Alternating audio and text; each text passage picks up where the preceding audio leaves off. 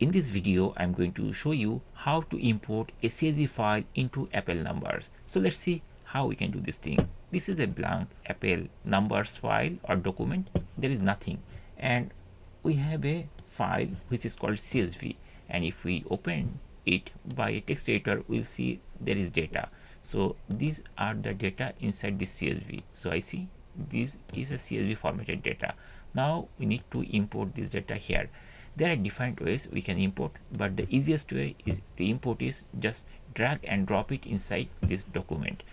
That means Apple number document. So I'm going to drag it and dropping it over here, and very shortly it will import like this way, and there will be on message like table data was imported and can be adjusted. We just need to click here and it will bring this type of window.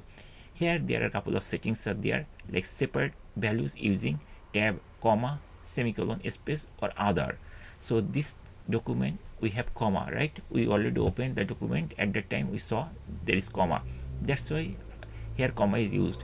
But if your document is separated by semicolon or space or tab or some other character, then you have to define over here, and then very shortly you'll see that it is aligning properly. That means this data is formatted properly.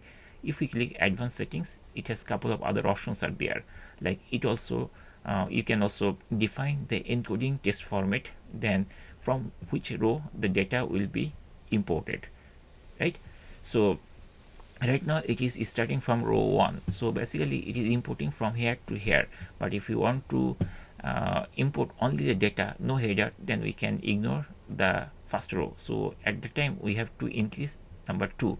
Now see here this row, I mean the first header, which is column row 1 before, there is nothing. So this is highlighting, that means this much data will be imported. So like that.